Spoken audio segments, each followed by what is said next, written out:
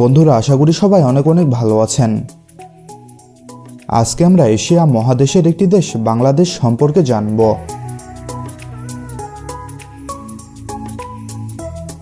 বাংলাদেশের সরকারি নাম পিপলস রিপাবলিক অফ বাংলাদেশ। এটি দক্ষিণ এশিয়া মহাদেশের উত্তর পূর্ব অংশে অবস্থিত।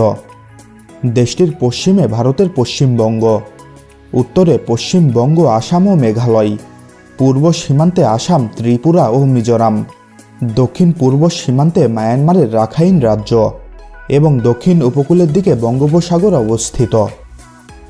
ভৌগোলিকভাবে পৃথিবীর বৃহত্তম বদ্বীপের সিংহভাগ অঞ্চল জুড়ে বাংলাদেশ ভূখণ্ড অবস্থিত। সকল প্রতিকূলতা সত্ত্বেও গত 2 দশকে বাংলাদেশের অর্থনৈতিক প্রগতি ও সমৃদ্ধি সারা বিশ্বে স্বীকৃতি লাভ করেছে। তৈরি পোশাক শিল্প এবং জনশক্তি রপ্তানি দেশটির অন্যতম অর্থনৈতিক স্তম্ভ। বাংলাদেশ প্রাকৃতিকভাবেও অত্যন্ত বৈচিত্র্যময়। এই দেশে পরিচিত অপরিচিত অনেক পর্যটক আকর্ষক স্থান আছে। বাংলাদেশের প্রত্যেকটি এলাকা বিভিন্ন স্বতন্ত্র বৈশিষ্ট্যে বিশেষায়িত। তাহলে বন্ধুরা, চলুন বাংলাদেশ সম্পর্কে আরও কিছু জানা অজানা এবং প্রয়োজনীয় তথ্য জেনে নেওয়া যাক।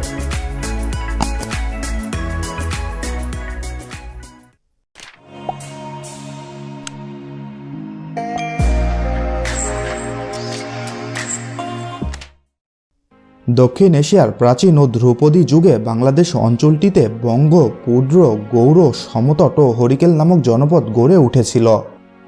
জনপদগুলো নৌশক্তি ও সামুদ্রিক বাণিজ্যের জন্য বিখ্যাত ছিল। মধ্যপ্রাচ্য ও রোমান সাম্রাজ্যে মসলিন ও সিল্ক রপ্তানি করত জনপদগুলো। বখতিয়ার খলজির গৌড় জয়ের পরে সুলতানি ও মুঘল আমলে অত্র অঞ্চলে ইসলাম ছড়িয়ে পড়ে। মুঘল আমলে বিশ্বের মোট জিডিপির 12% উৎপন্ন হতো সুবাহ বাংলায়, যা সে সময় সমগ্র পশ্চিম ইউরোপের জিডিপির চেয়ে বেশি ছিল। 1765 থেকে 1947 সাল পর্যন্ত বাংলাদেশ ভূখণ্ডটি প্রেসিডেন্সি বাংলার অংশ ছিল। 1947-এর ভারত ভাগের পর বাংলাদেশ অঞ্চল পূর্ব বাংলা নামে নবগঠিত পাকিস্তান অধিরাজ্যের অন্তর্ভুক্ত হয়। পশ্চিম পাকিস্তানের শোষণ, বৈষম্য ও নিপীড়নের বিরুদ্ধে সশস্ত্র সংগ্রামের মধ্য দিয়ে 1971 খ্রিস্টাব্দে পূর্ব পাকিস্তান বাংলাদেশ নামক স্বাধীন ও সার্বভৌম জাতিরাষ্ট্র হিসেবে প্রতিষ্ঠিত হয়। 1,47,570 বর্গ কিলোমিটার আয়তনের এই দেশটিতে মোট জনসংখ্যা প্রায় 18 কোটি। জনসংখ্যায় বিশ্বে 8ম বৃহত্তম দেশ বাংলাদেশ, যদিও আয়তনে বিশ্বে 94তম।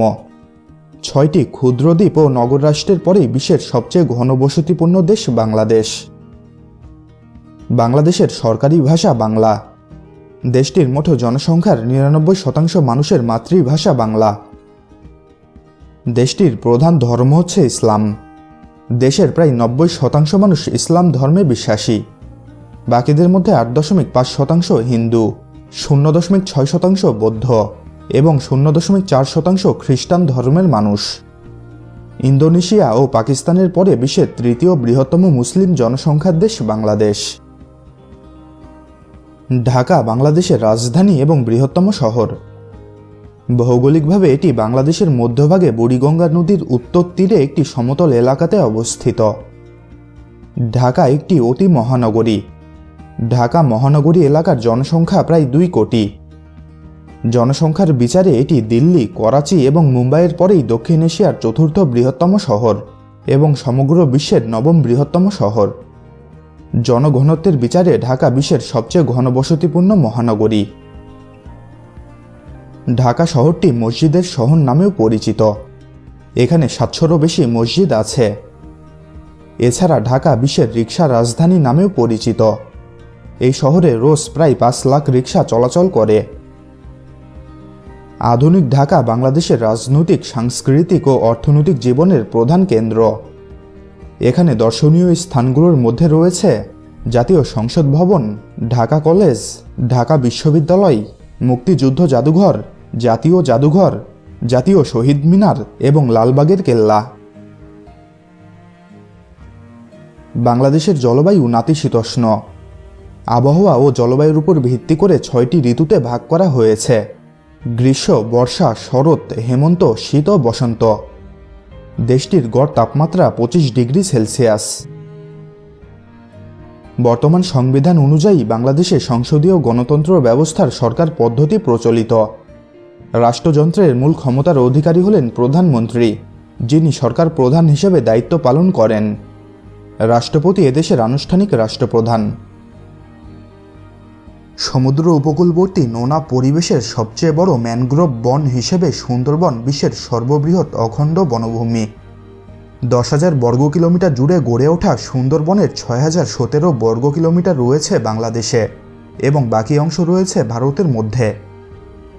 সুন্দরবন 6 ডিসেম্বর 1997 খ্রিস্টাব্দে ইউনেস্কো বিশ্ব ঐতিহ্যবাহী স্থান হিসেবে স্বীকৃতি লাভ করে।